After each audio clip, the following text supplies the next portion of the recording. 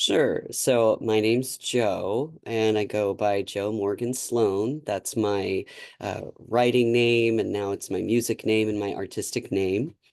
And I have been writing for at least the last 11 years, and I've written many novels and novellas and essays. But it wasn't until about 3 years ago that I got serious about my writing and actually let real writers look at it and quickly learned that I had no idea what I was doing. So I truly have only been writing for about 3.5 years, but I am glad that at least now I've got some work out into the world and I don't just have to tell people I'm a writer and they have to take my word for it. It's very daunting when when you have other authors read your work and be open to the feedback. It's more than a little bit terrifying. I would say it was probably a make or break moment for me as doing my first writers group because how I expected that first meeting to go was not how it went. Oh no. What drew you to writing in the first place? Oh, I was in love with Tom Hiddleston, as many people were 10 years ago.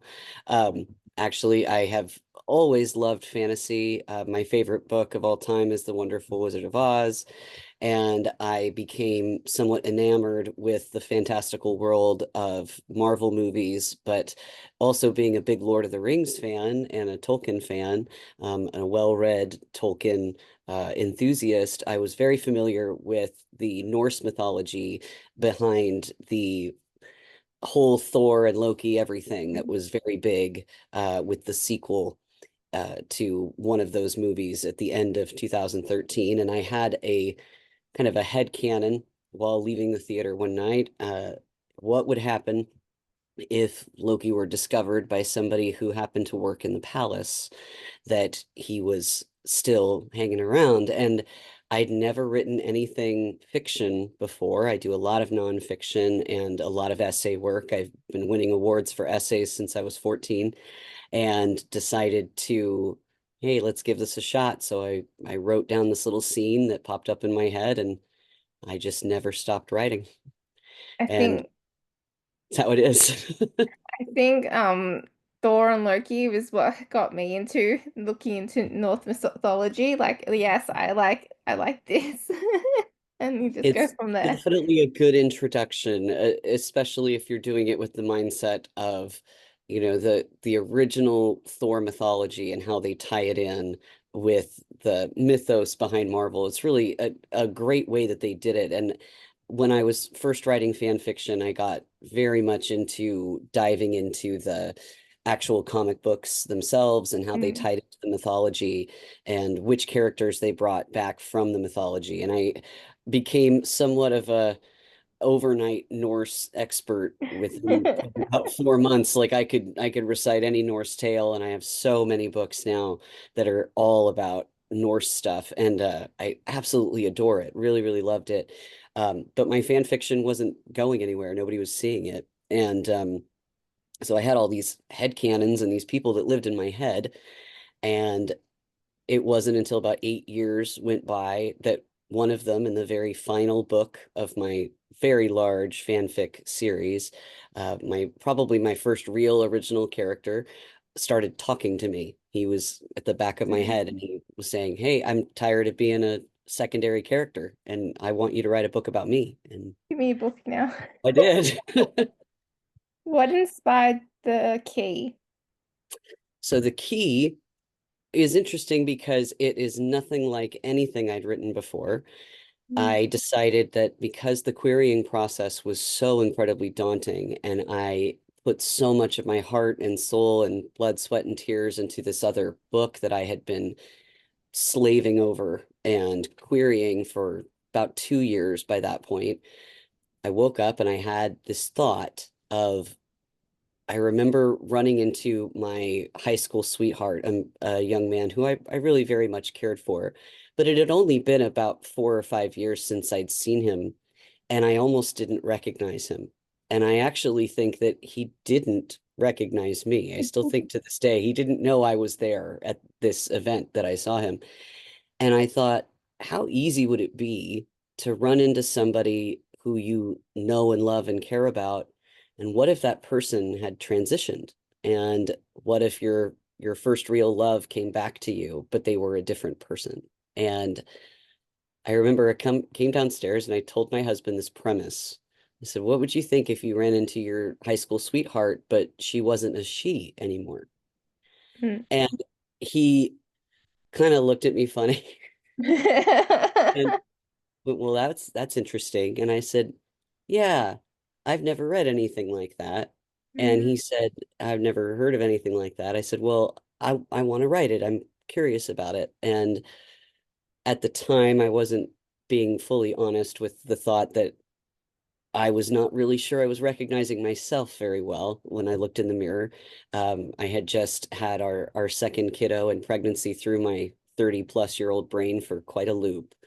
And I mm, really was in a heavy area of self-discovery. So writing The Key was a great way for me to feel like I could express some of these kind of homesick feelings that I felt for leaving Colorado, which is my home state in the Americas, and moving to California and how very different that is, but also to kind of explore what it was like to learn who I really was and what did that mean and what did that look like.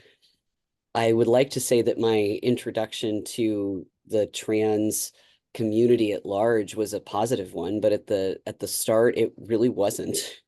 Um, mm, I would not say that it's necessarily the most positive place to step into if you're not sure, because there is so much defensiveness against people in the trans space that don't have good intentions.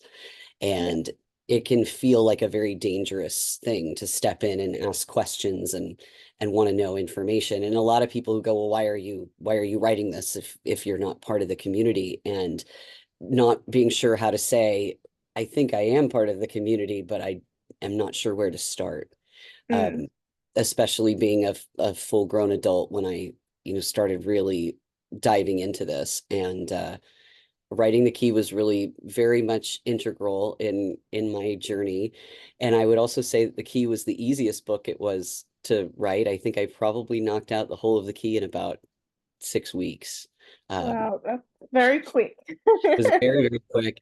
And it's very formulaic, but it was done formulaic on purpose. And I knew exactly where I wanted it to start and where I wanted it to end, and what the trouble was in the middle. And it made for a very easy writing experience. And I'm glad that it was not the muddy middle and terrible end that I've had with other manuscripts.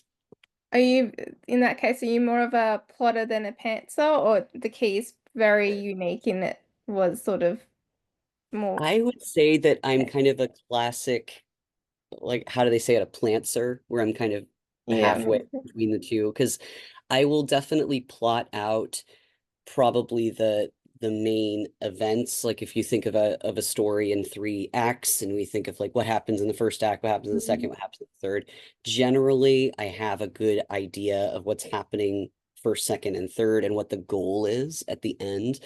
But yeah. it's every individual scene is on the fly, written as we do it. And I do not like to write out of order. So as while I have done that and I see the value in doing that, I'm glad that I didn't do that with The Key, because it helped push me to the end, because I had such a clear vision of how I wanted the story to end, and especially the conflict between my main characters near the very end. I had such a clear vision of what I wanted their fight to look like, that Yeah. it pushed me to get through the rest of it just so I could get there, because I'm like, I want to write this scene.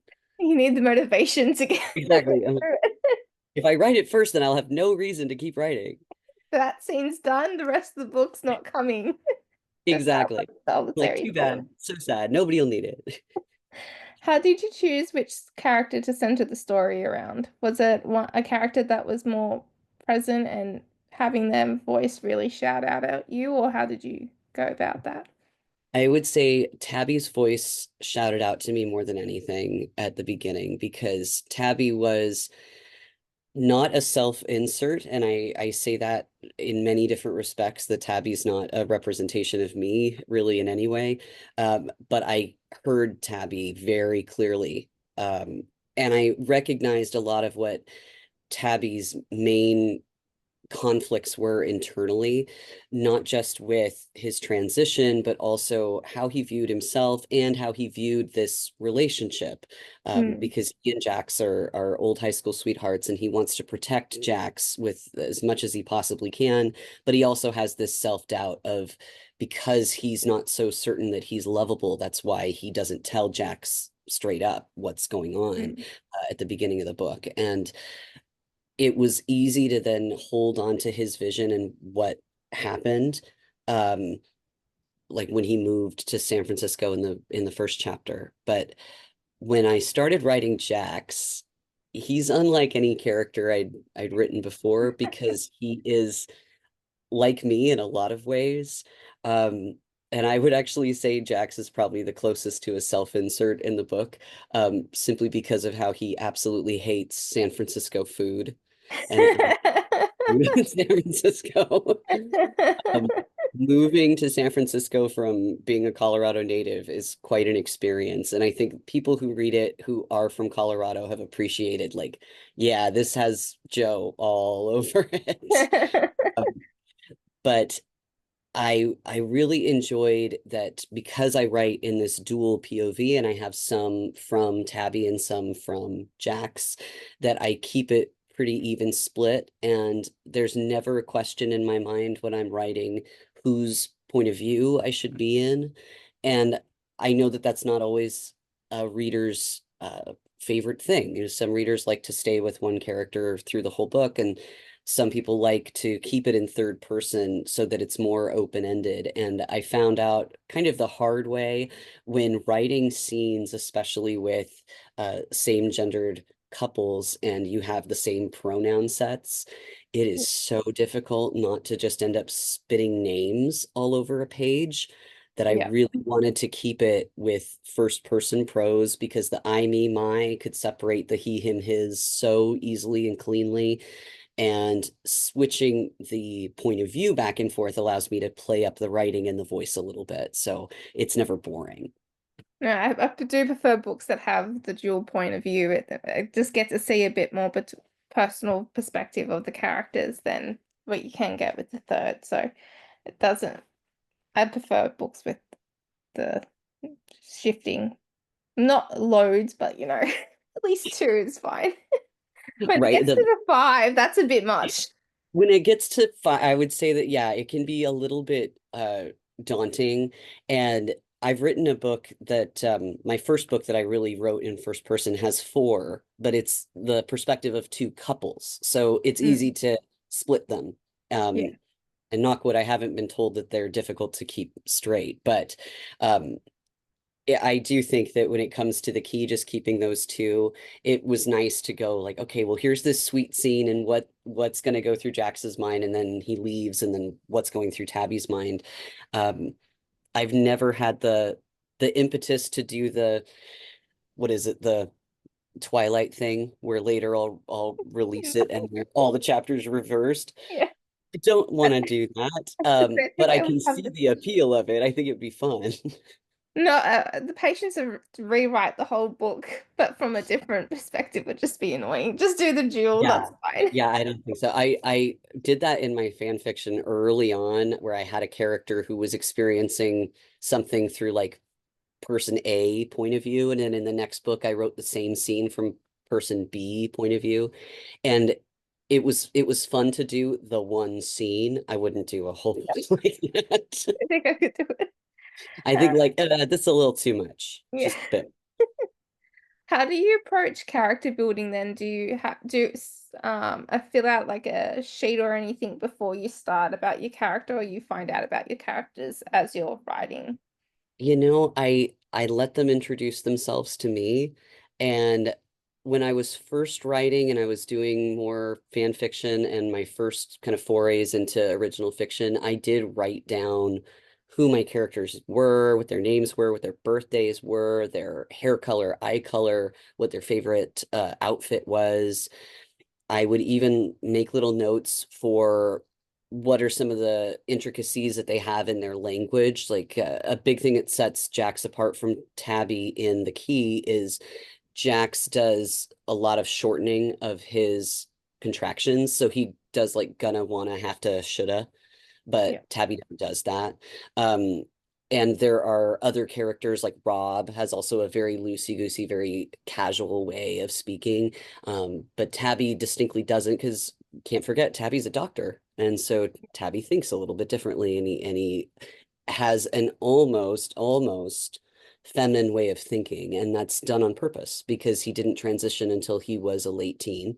And the way that we are brought up and how we're conditioned to think and to speak stays with us. And I found when I started writing the ensemble cast of the Key, and I was in Dragon's Lair and I was in the D&D group meeting these people, it was as if they just kind of manifested in my head, and I was viewing it like a movie. And there's Cordelia first, and Cordelia makes a joke about Buffy the Vampire Slayer, and then we have Ethan, who's got this incredible mustache and he is working at the front desk.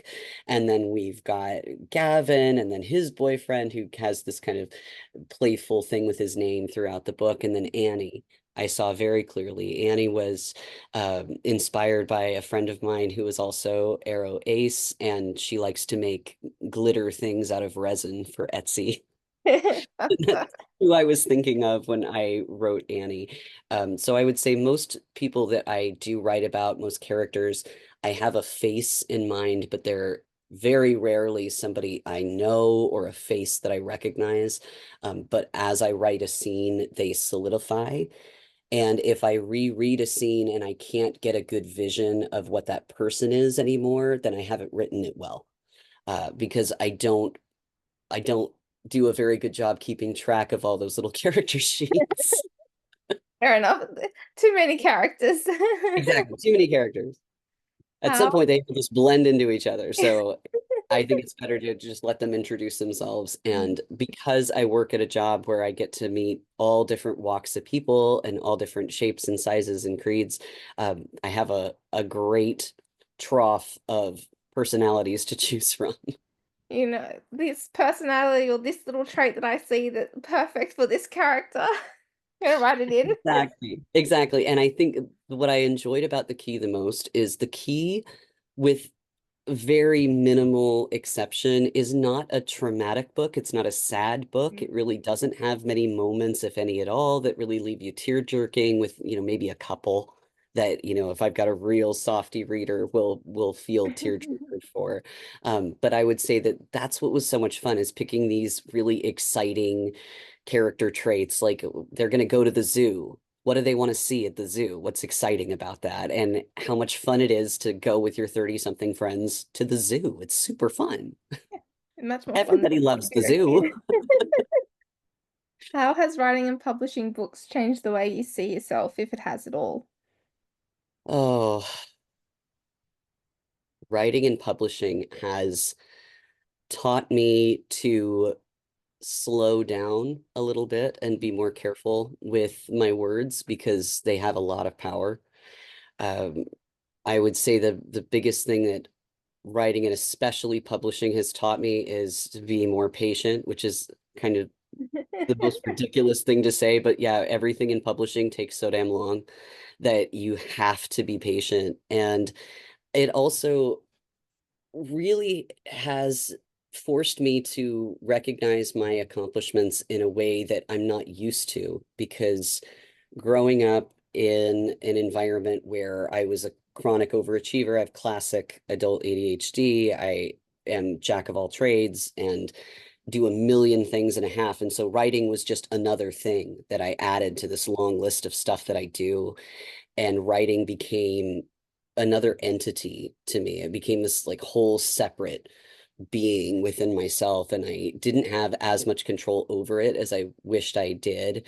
Um, and I had to learn that outside validation is not a good metric for the strength or the value of my work. Because some people will read something and see something valuable in the most poetic thing that you could ever write, and they'll recognize how hard you've worked to put those words together. And then there will be most people who read it and go, yeah, it's good. Not everyone's gonna like it. It's really hard. Exactly. And then you get the people who just like they poo-poo it and then they walk away, or they'll, Mm. they'll kind of gripe about it. And um, I think probably the most important thing that I've learned is there's a big difference between how I view things when I read them that most other writers don't do. I very much can separate my writer brain and my reader brain. So when I'm reading something, I can tell my writer brain to shut up so I'm not effectively editing it while I'm reading, which for a little while there, when I was really like learning that I had a lot of things to correct, that was the best way to learn is to correct as you're reading. So I would correct everything when I was reading. It didn't matter what it was. And it was exhausting. Yeah. It kind of sucked all the fun out of reading. But I have never been the kind of reader that cared if it was first person, third person, is it Mm. multiple POV? Are they showing, not telling? I can't tell you I have ever cared about any of that. But I have cared about grammar. I'm a stickler for grammar and usage and syntax, and I am a copy editor. And I've always cared about the mechanics. But if something is mechanically well written, I have never cared of if it's passive language or not. So there are some kind of tidbits that other readers and writers, especially writer readers, have pointed out about some of my work that I don't see. I don't recognize that. So I I've had to learn to go by my own metric and Yeah, appreciate the work that I create for the value that it brings to me. that's all that you really need to focus on, basically. We would hope that you would, find enough value in the work that you produce, because as I tell everybody I meet about writing, the person who's going to read your book the most is you. So you better like it. You gotta edit it. Going to do a Gotta lot of edit it and edit it and edit and then reread it and reread it and reread it.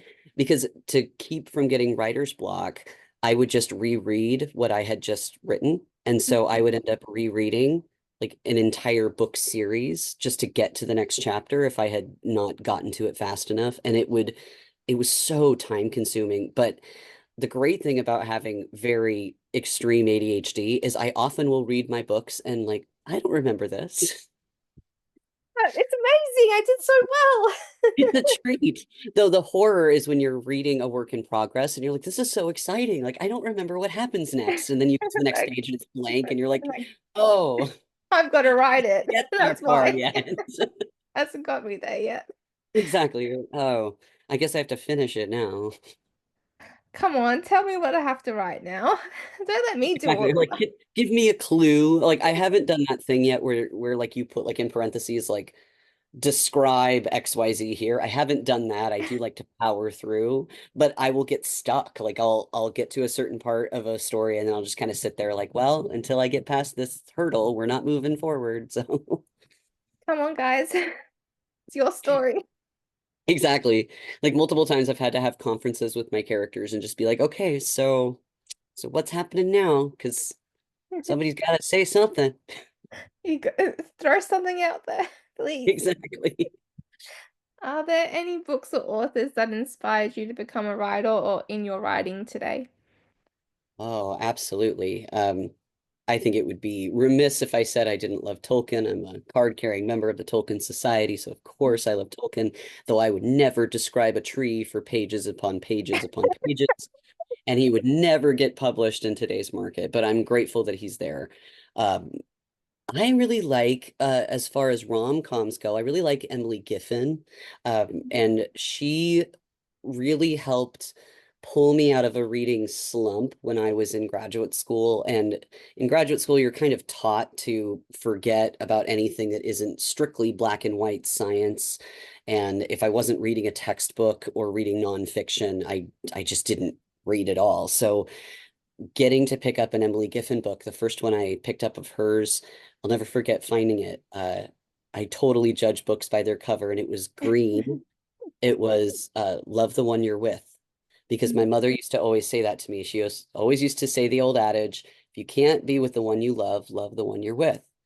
And I thought, well, that's an interesting premise. So I bought a whole bag of rainbow colored sunflower seeds, and I went home and I devoured that book, and I probably went through it in a few hours, and I loved it. and I'd never really written hadn't really read chick lit up to that point of any Yeah. kind of rom-com, but I really like how she paints this really nice picture, and her characters are all uh, I think admittedly a lot of self-insert from her. The more you learn about Emily Giffin, the more you see her in her characters.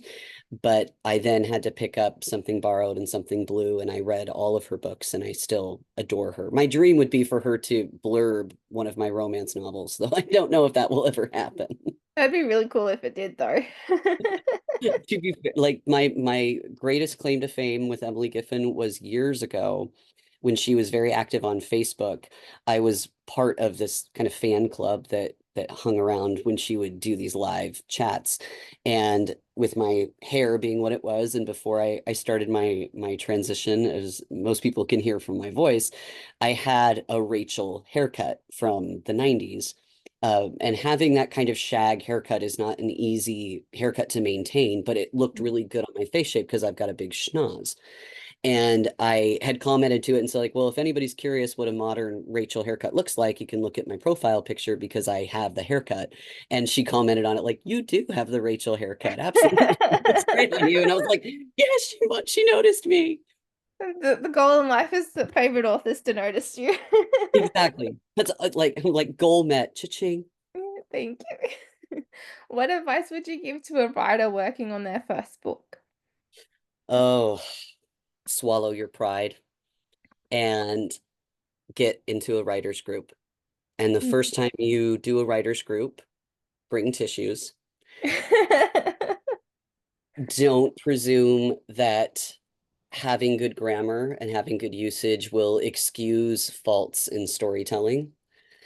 And don't forget to give yourself distance from the work that you're writing, because if you're too close to it, you'll presume too much about it. And I think that swallowing your pride is a good piece of advice for any writer at any point in the writing journey, especially the Mhm. publishing journey, when they're taking advice and getting feedback from so many different people, because every 10 people will read your work and no group of 10 people will have the same thing to say.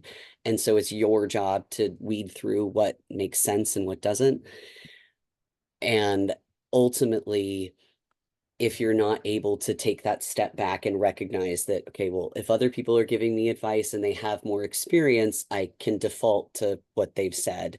But at Mm. the same time, when going with betas, don't take advice from somebody you don't take criticism from somebody you wouldn't take advice from. Yeah, definitely. It's very hard. Like you, if you're getting querying and everything, you better go with the ones who have the most experience. And so Yeah, maybe they're onto something. Then exactly. ignoring And it. I think that what I was told the most in my querying journey, uh, before I started going out there with the key, was that literary fiction is a hard sell for people who are unknown. And literary fiction, a heavy drama, is the first book that I really finished on my own, outside of fan fiction. And it's still not published, still does not have representation, but that book is still fighting. But the key was easy. So by Mm. the time I had finished writing that first book, and then I wrote the second book, I wrote Stable Shoes, which is coming out in June. And then I wrote The Key, and I felt much more comfortable. And I think that's also why The Key was a quick write for me, because I knew it was formulaic, I knew what I wanted it to say, and it wasn't complex in the same way some of these other stories were, where I got to a certain point and wanted to know, what is the message? What am I trying to say? It was Mm. really You need the sometimes the easy sells are helpful. Yeah. Well, and you get Very told so fun. many times that, you have to do something that most people will, find palatable if you're just Mm. trying to get your foot in the water. And I think that I almost shot myself in the foot a little bit, because having a trans main character and having that really be a central theme is difficult politically right now.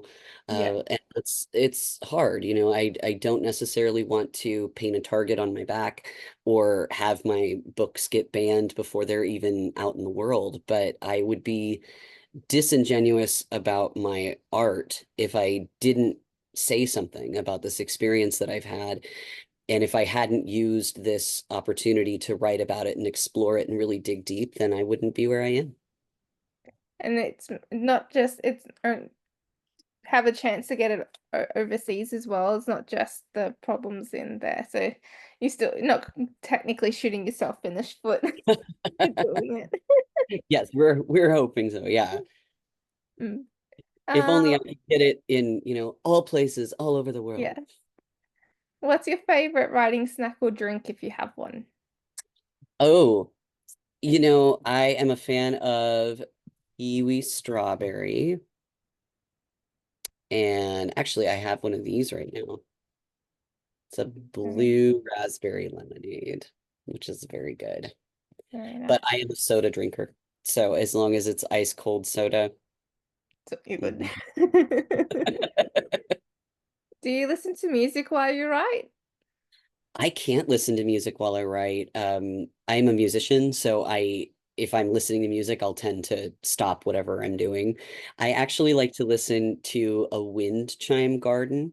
So I have a kind of a file that plays in the background on my computer for about 45 minutes on a loop that's just rain and wind and birds and wind chimes. And it's the best soundtrack because if I blast it in my headphones, I can ignore everything.